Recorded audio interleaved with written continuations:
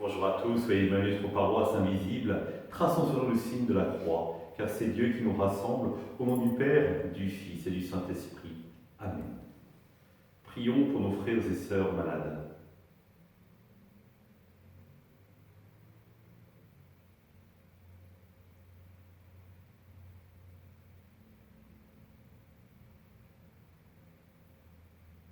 Prions pour les soignants et tous ceux qui œuvrent pour le bien commun.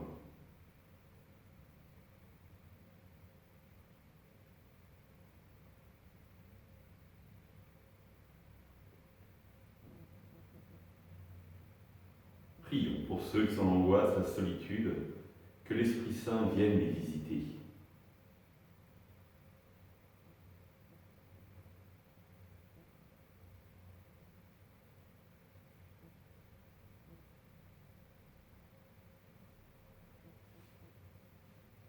Pour manifester notre communion, je vais maintenant allumer cette bougie au cierge pascal.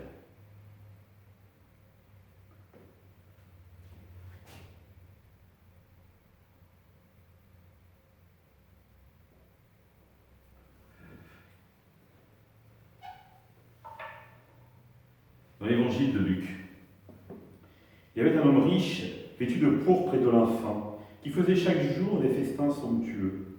Devant son portail gisait un pauvre nommé Lazare, qui était couvert d'ulcères.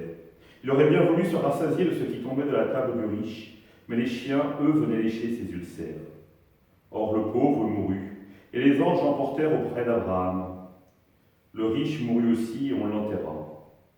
Au séjour des morts, il était en proie à la torture. Levant les yeux, il vit Abraham de loin et Lazare tout près de lui. Alors il cria, « Père Abraham, prends pitié de moi, et envoie Lazare tremper le bout de son doigt dans l'eau pour me rafraîchir la langue, car je souffre terriblement dans cette fournaise. » « Mon ami, mon enfant, répondit Abraham, rappelle-toi, tu as reçu le bonheur pendant ta vie, et Lazare le malheur pendant la sienne. Maintenant, lui, il trouve ici la consolation, et toi la souffrance. Et en plus de tout cela, un grand abîme a été établi entre vous et nous, pour que ceux qui voudraient passer vers vous ne le puissent pas, et que de là-bas non plus on ne traverse pas vers nous. Le riche répliqua, « Eh bien, Père, je te prie d'envoyer Lazare dans la maison de mon Père. En effet, j'ai 5 frères, qu'il leur porte son témoignage, de peur qu'eux aussi ne viennent dans le lieu de torture. » Abraham lui dit, « Ils ont Moïse et les prophètes, qu'ils les écoutent. » « Non, Père Abraham, dit-il, mais si quelqu'un de chez les morts vient les trouver, ils se convertiront. » Abraham répondit, « S'ils n'écoutent pas Moïse ni les prophètes, quelqu'un pourra bien ressusciter d'entre les morts, ils ne seront pas convaincus. » Acclamons la parole de Dieu, louange à toi, Seigneur Jésus.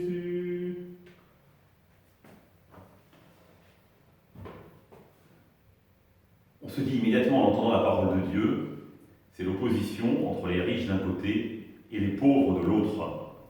Les pauvres ont un prénom, les riches, pas du tout. Les riches sont ensevelis, on peut le penser dignement, les pauvres sont directement emmenés au ciel. Si ça se trouve, Lazare n'a même pas eu de sépulture. Mais ce n'est absolument pas le but de la parabole. Effectivement, l'Église parle de la préférence pour les pauvres. Jésus va prendre soin des pauvres. Mais là, le but de la parabole n'est absolument pas là. Le but de la parabole, c'est notre foi à la résurrection. Est-ce que oui ou non, nous croyons à la résurrection? Je vous rappelle que c'est la pierre centrale de notre foi. Or, quand on interroge au regard des sondages, certains catholiques disent croire à la réincarnation. D'autres ne pas croire en la résurrection. Rappelez-vous ce que nous disait saint Paul. Si le Christ n'est pas ressuscité, notre foi est vide et vaine de sens. Oui, c'est notre expérience du Christ ressuscité que nous mettons notre foi et qui va transformer notre vie. Car comme saint Paul le dit, là où la tête est passée, c'est-à-dire dans la vie éternelle, le corps passera, c'est-à-dire c'est nous qui sommes le corps du Christ, qui sommes invités à vivre de cette vie éternelle. Mais évidemment, si nous n'y croyons pas, aucune chance. Et c'est ça qui est terrible. Et c'est ce que va dire Jésus aux scribes et aux pharisiens, regardez, tout nous annonce la résurrection des morts. Et donc, il y a Moïse, il y a les prophètes. Est-ce que nous y croyons? Est-ce que nous croyons véritablement en cette parole de Dieu qui nous ouvre cette espérance incroyable? Quand saint Paul nous parle de la résurrection du Christ, quand les apôtres témoignent, quand les femmes témoignent au tombeau de la résurrection du Christ, y croyons-nous? Ou est-ce que nous sommes comme Thomas? Si je ne mets pas mon doigt dans son côté, si je ne mets pas mon doigt sur ses côtes, non. Dans ses plaies, non. Je ne croirai pas. C'est ce qu'on appelle le saut de la foi.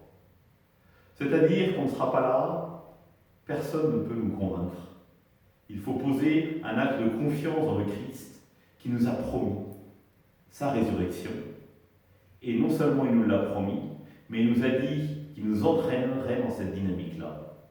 Il faut faire confiance aux femmes, au tombeau, chose que les apôtres n'ont pas su faire. Rappelez-vous, Pierre et Jean courent au tombeau pour voir ce qui s'y passe.